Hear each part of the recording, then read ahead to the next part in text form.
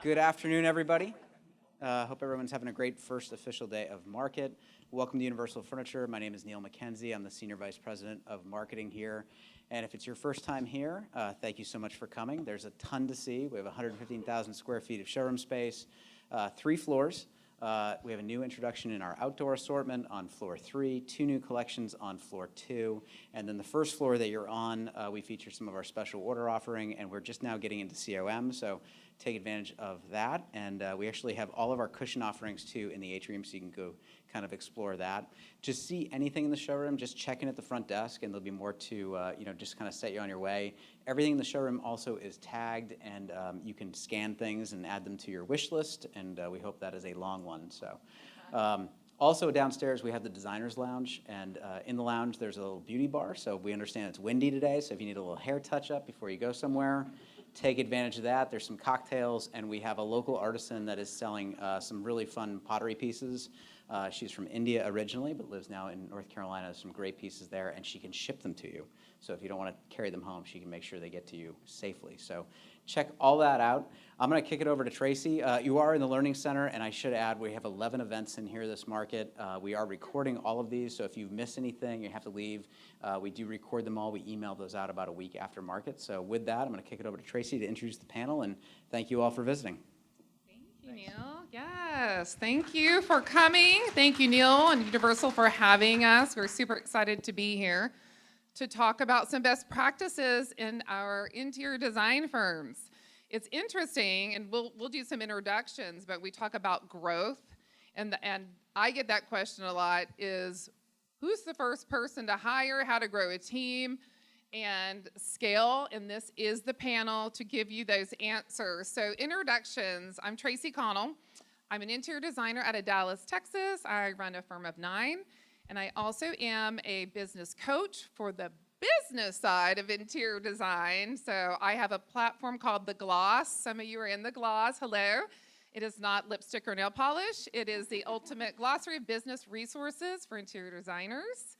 And I will pass it on to each one of our panelists to briefly introduce themselves. Hi, I'm Mike Yates. I'm also a designer in Dallas, Texas. We had a team of 6, and now we're down to 3, so the fluctuations are fun. And then we're revamping, and we have a new space that we're building into as well. And we're just really excited to be here and chat. Hi, I'm Alex. I am the Vice President of Business Development and Operations. For Lisa and Leroy, we are a design build firm headquartered out of Washington, D.C. We are also building a new space. We are a team of 23-ish, and we do construction and furnishings. Hi, my name is Ruth Janson, and I'm a little bit of odd person out here. I am the part owner and the president of a firm called the Dove Agency. We're out of Dallas, Texas, and we offer a variety of back office services for interior designers, mostly on the financial and the marketing side. So a little bit of a different perspective. We'll see how that goes. Hey everybody, I'm Adam Wasserman. I'm Director of Operations and New Business Development, all the things, right? Sort of catch-all for everything that's not Corey, for Corey Damon Jenkins and Associates. Corey's been around, this is his 15th year for Corey Damon Jenkins and Associates. We're very excited and happy to be here, so thank you. I love it. What's so great about this panel, again, when you're thinking about hiring or getting out of the weeds, I hear that all the time, how do I get out of the weeds?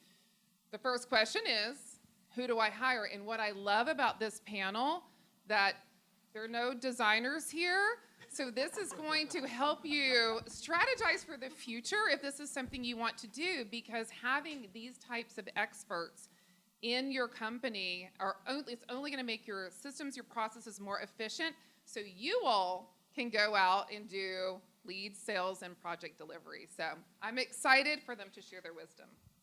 All right, let's do it. So I'm going to ask you the question I've just been asking. When did you hire your first employee, and what was their role? Go ahead, Mike. Okay, I'll take it. Our first hire, I will say, was immediately. But the trick is it was a bookkeeper. And it was a third party, sourced out contract work. I am very big in the very beginning to have a foundation for your business. You can't make decisions about your business if you don't know your numbers.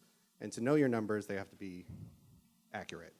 So that was our very first hire.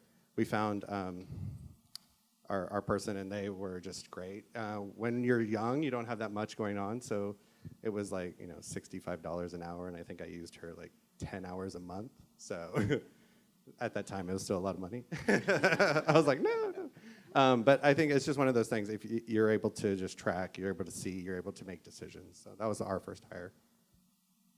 Yeah, our first hire was a design assistant. Yeah. It was not someone like us, a bookkeeper, et cetera. It was somebody to help once the volume became too much, if you will, for kind of one person.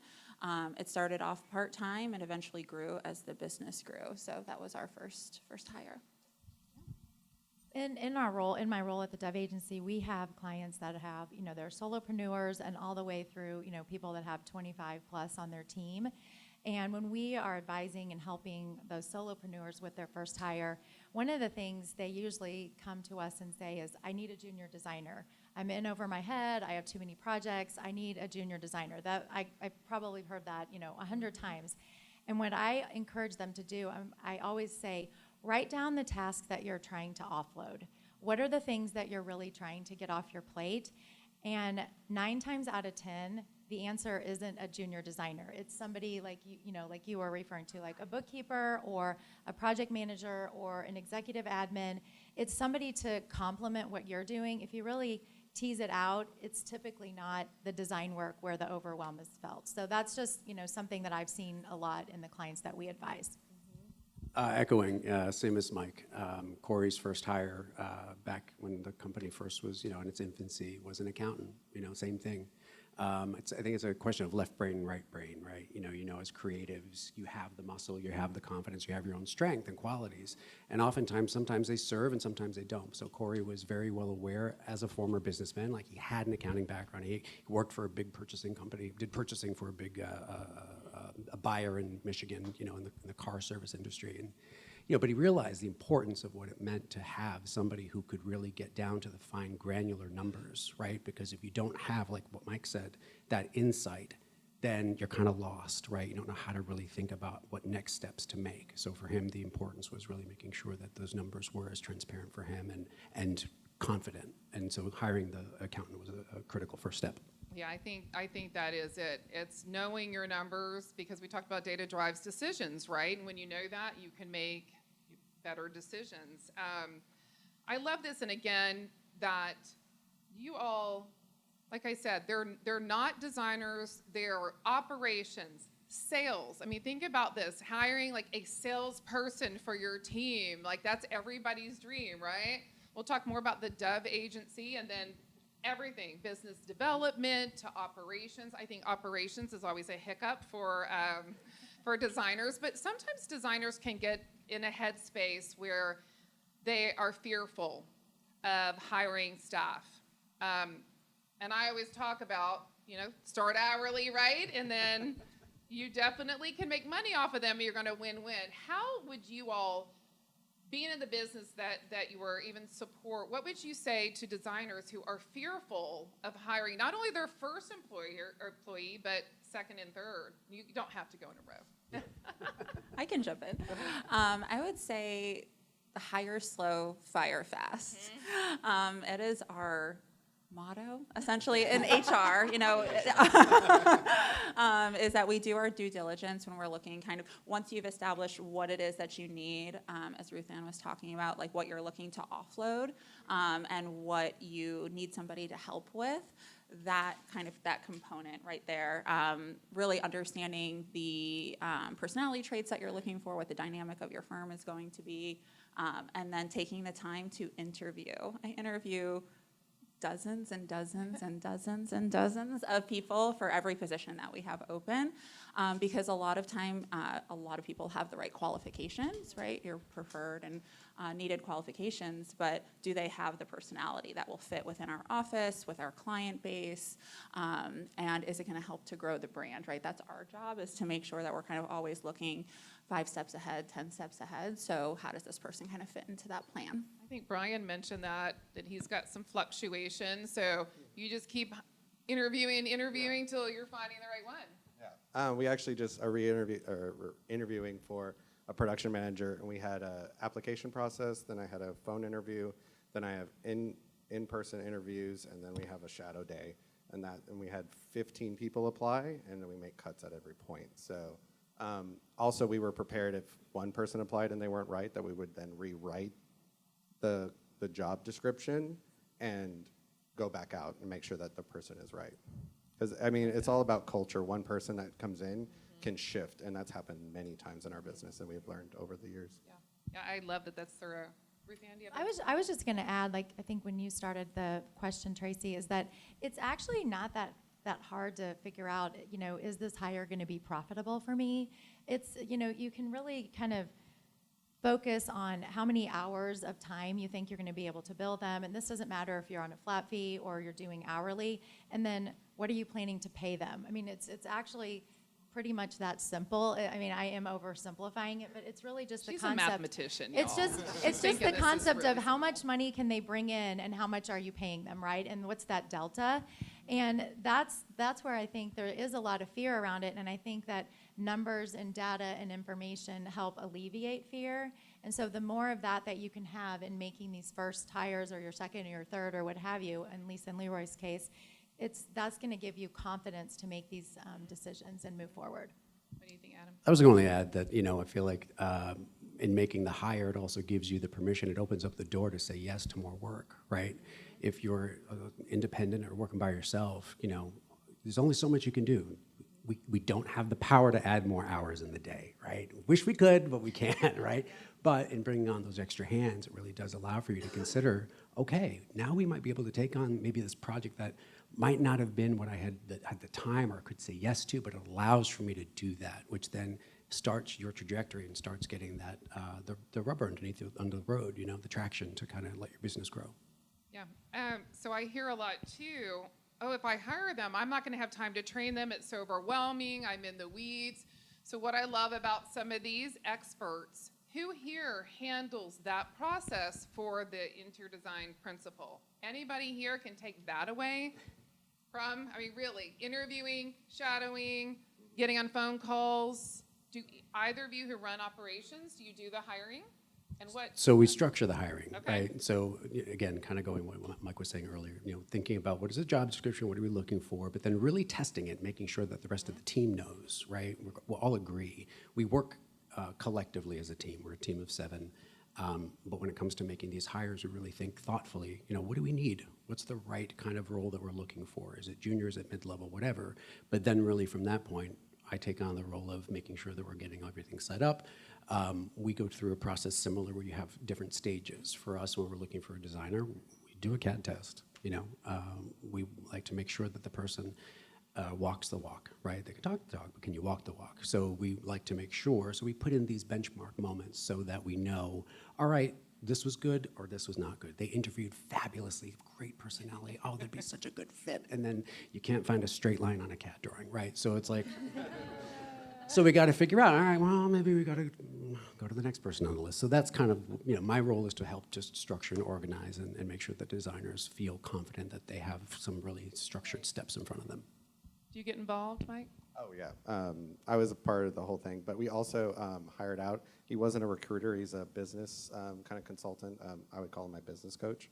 And he helped set up automation. There's a program that's Airtable. So all the applications came in. I got emails about it. All I had to do was move one tab over, and all the emails sent out. So it took me 5 minutes to email 15 people. Like, thank you so much for coming and flying and da-da-da. Yeah. Check. Yeah. So automation. So that brings up one of our questions, which is about outsourcing. We all know by outsourcing can free up designers' time. So when we think about what you all do, what are some of the best practices in outsourcing, and what would you suggest keeping in-house rather than suggesting outsourcing? Any thoughts there? It's a great question. It's a good question. Alex, I kind of want to go to you, actually, because, like I said, maybe further explain your role which is just, it's pretty cool, y'all. My role encompasses everything that is not design. I am not a designer. I can't put paint on the wall without explicit permission from the designers. I do not have that part of my brain at all. But everything else that comes along with running a business falls under my purview. And, so that's HR, benefits administration, operations. We do outsource quite a bit, and mostly because I'm one person, and there's just not enough time in the day, as you had chatted about. So some of the things that we have outsourced that has been really successful for our firm is our social, our marketing. I definitely have my hand in it. Mostly I enjoy it, so keeping some of those things close that you like to see. But email marketing, no, that's outsourced. Some of those pieces, like we push those out. Our accountant, bookkeeper, we don't keep those in-house. Those are outsourced as well. And social is very big for us. It's how we find a lot of leads. We have a lot of people who follow our work. We're very thankful for them. But to keep it consistent, to keep that engagement up, I need somebody who's able to dedicate a heck of a lot more time to it than I can. But how many of you all are involved in sales? Because as designers, we are not taught to sell. And I feel like it's a critical component of being profitable in your business. So I think you bring that skill set in. Do either one of you help with the sales? Adam, what do you think? Absolutely, for sure. I mean, I have a very broad background. We can get into that another time. But one of the big things that I've come to the table with is the ability to sell, right? And so from different industries, I take what I've learned in other industries and apply it here in interior design.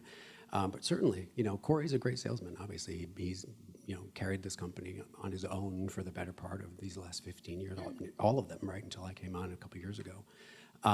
But the strategy and how you sell and how you learn the language and how you present it and also educate. I think part of the thing that I always felt like was a real opportunity was educating the clients for what they're purchasing, right? They say, I need an interior designer. Maybe they've worked with a designer in the past, maybe they haven't.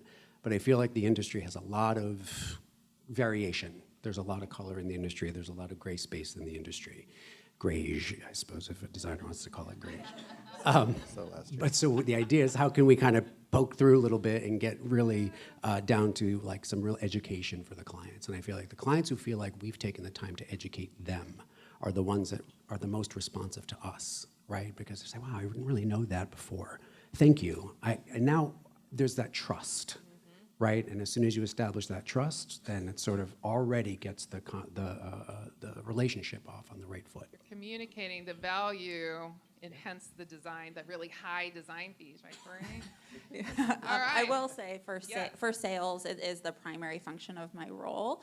I am the one who initially meets with leads. I do all of our lead generation. Basically, your vetter, right? I want to make sure that the client is right for us, that the scope is right for us, et cetera.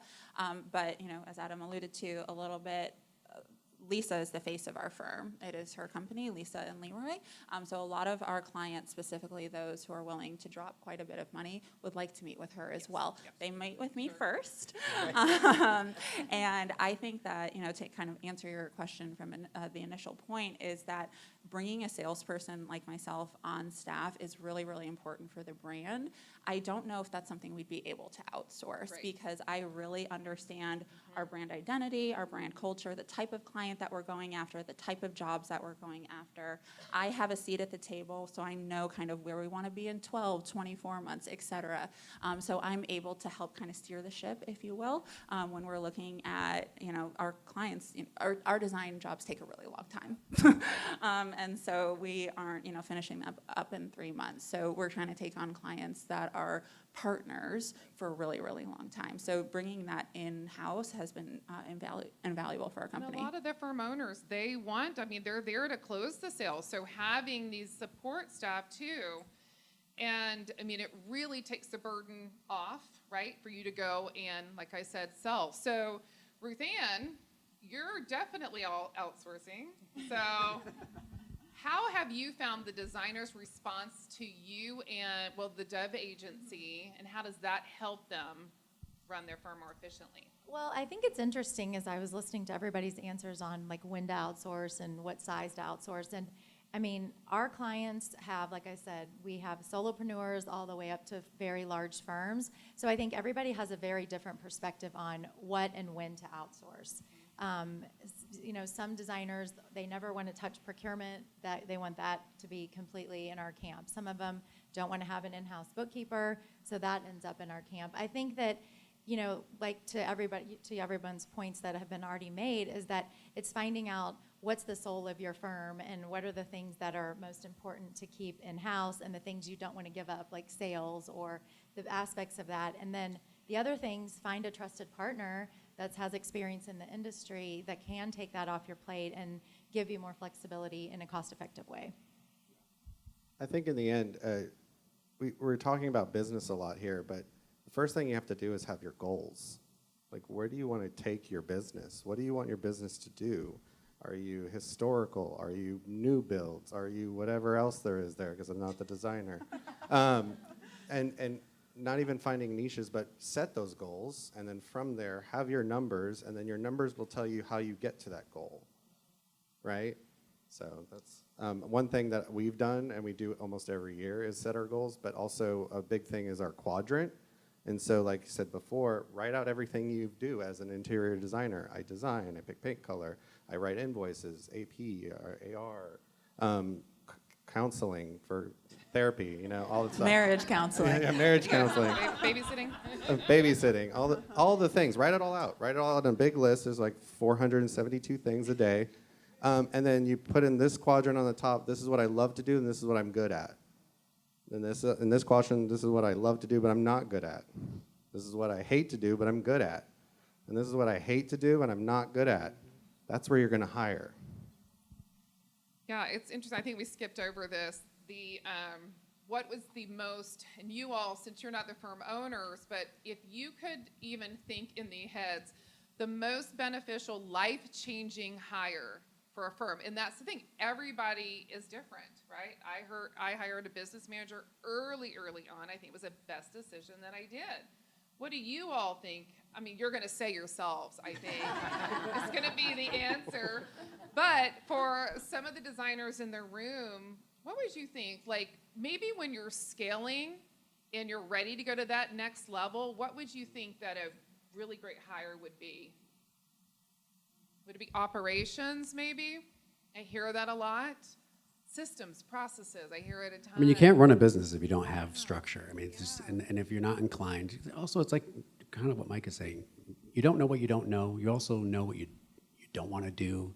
You know what you're good at. I think going through that assessment, that self-assessment is really, really critical, right? And then kind of taking it a step further, well, what do you want to be known for? What's your brand? What do you know, all of those sort of big brand questions. That's going to lead you to the direction of where you want that first hire to be. What do you want them to be? But I think strategically, if you want to scale, you can't scale if you don't have a good grasp on business and sort of what's the most important things you need to be doing to run a business. Not everybody can do that, and it's okay. It's okay. It's okay if you don't know it, right? There are people that are out there that can work with you and help lift you into that next stage, right?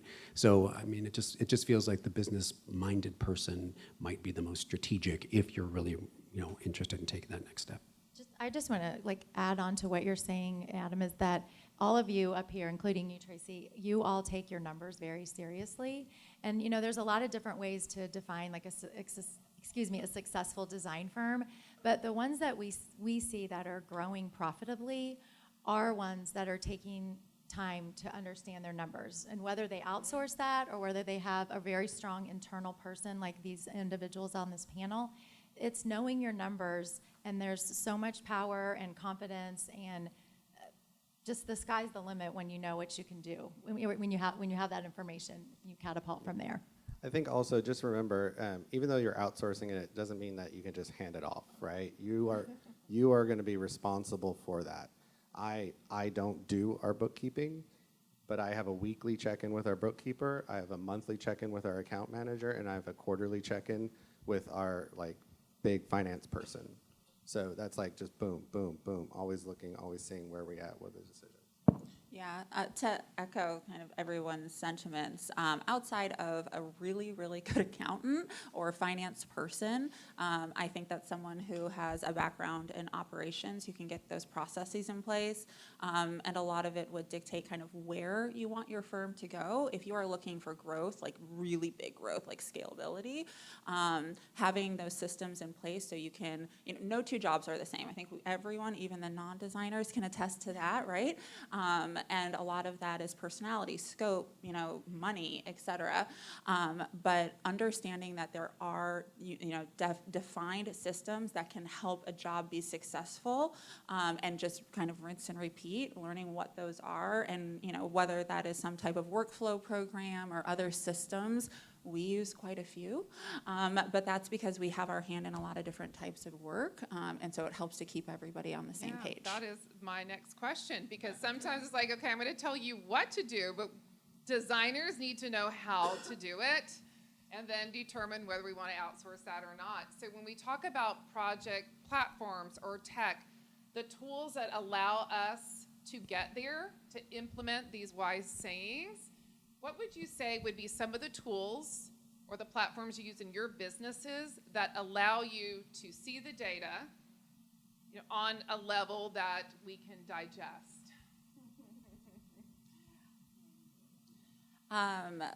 Let's see, like internal workflows. Okay.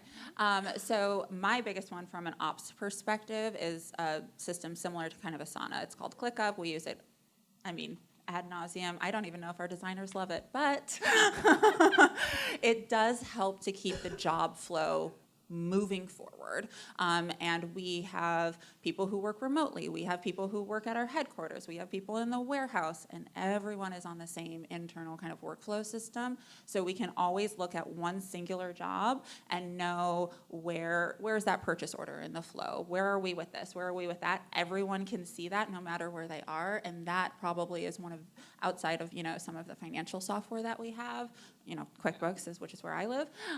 It has been, it's transformational for our firm. Again, I don't know if the I know designers Ruth love Ann it. has a couple of favorites too. Yeah. Well, we do a lot of work for clients in Studio Designer and Design Docs, as well as QuickBooks. And we also support clients on the procurement side that are in a variety of different platforms like you were just describing. And I think one of the things that I was actually going to add earlier on, in terms of when you're trying to find a hire relative to the systems and processes that you have in place, if those are working and making sense for your firm, you shouldn't change those up for the hire. Right. It's the hire needs to fit into what you already have working. I think that we've all seen the instance where you found the personality, or you want this exact person, and they don't know how to use the systems that you have, but 2 or 3 other people do, and maybe their personalities or whatever. But your processes are what make your business flow. That's where the profitability lives. And if those are working, you need to hire to fit those versus changing up for that. So just like another added point on that. Oh gosh, this just falls right into my next question. And I love this because I want to know your answer. All right, how do you stay on top of profitability, yet create an environment that has a work-life balance? Like, are you all friends with your employees? Yeah, I'm actually going to take this one because last year we had one of our biggest years ever, and our team was not happy. And to me personally, that was a failure year. And so bringing in, last year we had the opportunity to work with Toyota North America, where we went step by step through our process. It was the phone rings, they say, I want to work with you, what happens? Is it like, what do you ask? Who's answering the phone? All of detailed steps until you deliver and you hand them the gift and you say, call us when you have that rental home or the secondary home or all that. So that was a beautiful experience on the client, we call it client journey mapping. It was a beautiful experience, and I think we focused a lot externally. And so this year we are going back into the basics, and we are focusing internally. That's why I hired my friend as a business consultant, and we did a function chart restructure. And so that's why we sat down and we wrote out all of the job descriptions. It's not an organization chart. but it's a function of the business. And we realized all of us are doing this one thing and nobody's doing this stuff over here. And so that's why we're hiring and the way we're hiring and stuff like that. So with that, we are implementing more often one-on-one reviews, splitting reviews from like their actual workload and stuff before like other things. But then I'm also implementing morale building. We did, what do we do? Croissant build. We made croissants for Employee Appreciation Day. Wait, did you say you make croissants? Yeah, we made croissants. We went to Sur La Table. Okay, I thought you brought them in. Okay. No. That's really what he said. We also ate them. Yeah, no. So we made it a croissants. Like, it was really easy. It was just like you go to Sur La Table, you paid some money, and then you all had a good time. But then you sit down and you talk with them about how are we doing? How are we doing? Right? How can we make you successful? And there's a lot of feedback that we got from our team about things that they were frustrated with. And then now the next step is to then recheck in. Have we been implementing what we said we were going to implement? And then go from there. I love that. On that note, how do any of you track the performance of, let's just say, the design team? Because they're the ones billing. Because again, you have that free flow environment, but you're looking at the numbers and you're relying on everybody in your team to be revenue generating for the most part. I'm looking at you, Adam. Honestly, I mean, as a team that is very closely connected, we're very well aware of what everybody's doing, which is nice, So, I mean, the team is here and they're all fabulous. But I do want to add, though, I feel like one of the things that's really great for us that Corey does when we talk about work-life balance, I really feel like work-life balance question is really, really, really important. It's just really important. Like I said before, there's not enough hours in the day, we can't make hours, but one of the things that Corey always did from the beginning was ensure that he invested in a phone plan. Everybody has their own work phones.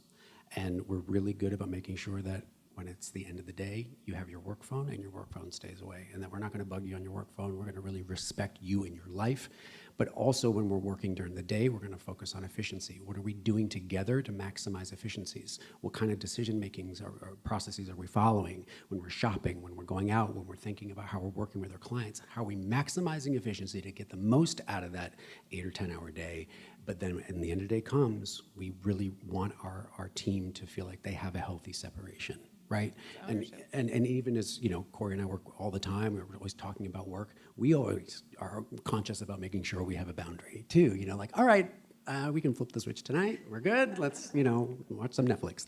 You know what I mean? Having that is just so critical for mental health, right, and productivity, so I feel like that's a really important thing I want to make sure. Yeah, we really value, I feel like work-life balance is a real overused term quite a bit, but we do value kind of employee retention and employee appreciation. So we, similar to what we were talking about earlier, go through a whole budget the year prior to make sure that we know where we're spending our money, and quite a large portion of that, in my opinion, goes to employee appreciation. That can mean a lot of different things. So whether we're bringing in, fully catered meals for our monthly staff meetings, whether we do, the kickball team is like a huge thing in DC, and our team loves it. And so we pay the fees to be a part of that. We have an L&L team. We do holiday parties. We try to keep, that kind of family environment because it's retention. We can kind of get into the business side, obviously, but it costs a lot of money to replace an employee. And so keeping them on board as long as we can, so they're happy. We have a very, very healthy PTO policy.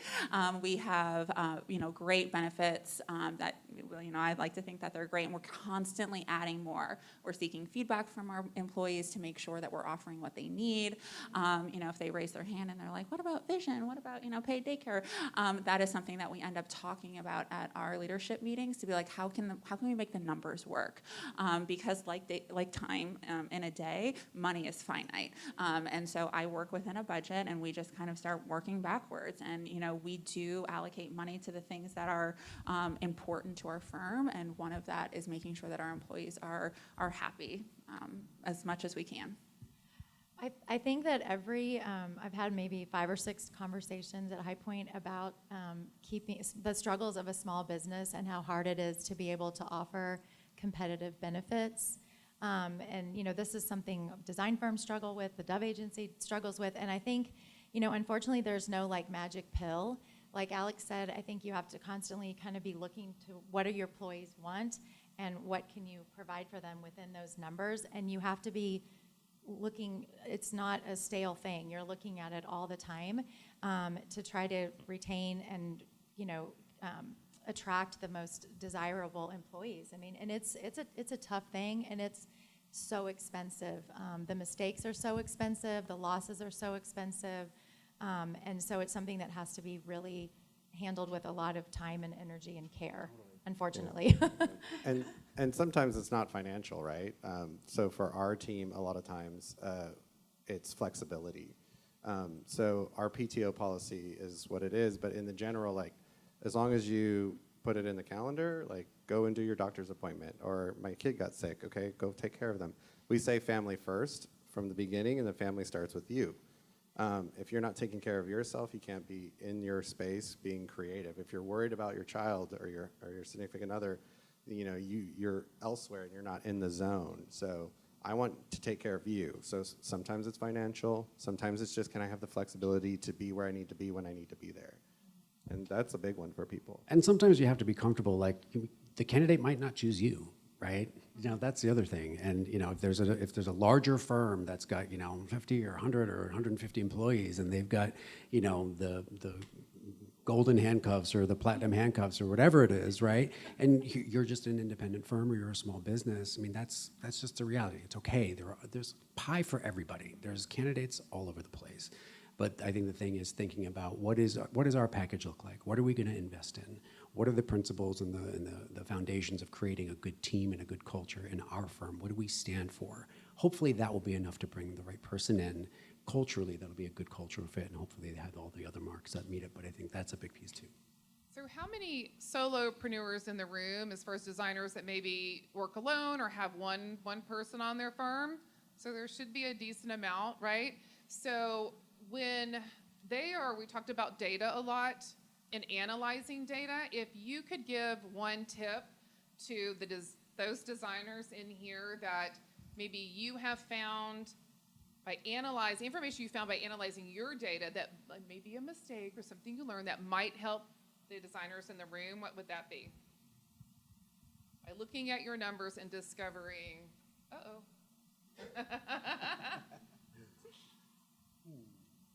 anything just by I'll start. I mean, really analyzing? This is pretty general, but I think, we've all kind of talked about the longevity of the projects, and, they can span years in some cases.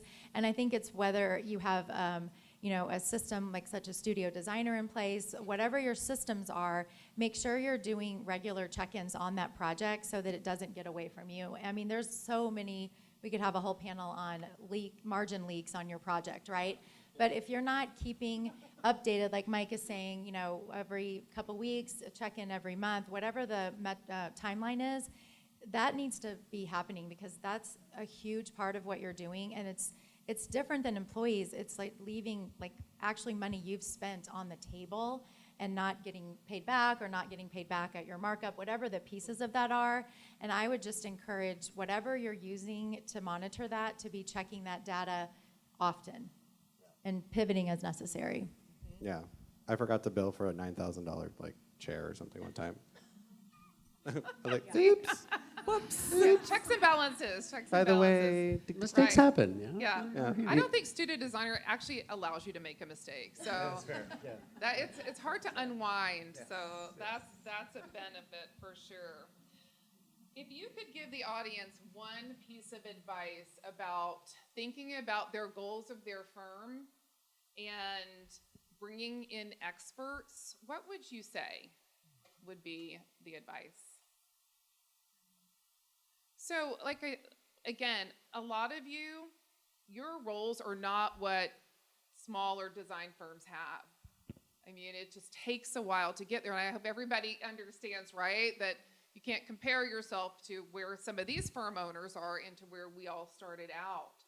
And so when you think about, bringing in experts, you're saving time, you're saving money, because the knowledge, right, is going to save you hours and efficiency, et cetera. I think brand, I haven't spent 7 years in advertising and learned quite a bit in the advertising world. And one of the most important things I feel like any company, any brand, no matter what size your company is, who are you, right? And so I think investing in somebody that can sit down with you to articulate and get down, who are you? What do you do? What do you want to be known for? When people walk into one of the rooms that you design, how can they know instantly that you're the designer? What is it about your aesthetic, about your talent, about your artistry that is going to separate you from the sea of other designers, right? But doing the homework to really kind of figure out what is that with somebody who has an expertise in that, I think is magic. Because from there, you build off your whole sales strategy, right? As soon as you can articulate who you are, what you represent, what your legacy will be, right? What people are going to remember about you when you leave the room. Right? Those are big questions, but from a brand standpoint, I feel like that's something that I would say if you're going to invest in somebody right off the bat that can help you articulate what you bring to the table. Okay, I have a really quick story about that. So Kips Bay, Dallas, a couple years ago, Corey and I we each had rooms in the house, and I remember walking behind just there are other designers who are like, yeah, we know Corey did this room, and Alexa did this room, and Martin did this room, but that's exactly what you're talking about. Knowing your brand so well, but oftentimes we have that blind spot where we're not sure, and it does take a different type of expert to look at your work, look at your goals, really look internally as to who you are as a person to identify that. So I love that you brought that up. I would say to educate yourself about how to run a business is probably the best strategy. You can design the most beautiful thing, but what we teach our designers, we have, a sales training that they all have to go through because that is what they are. They are sellers.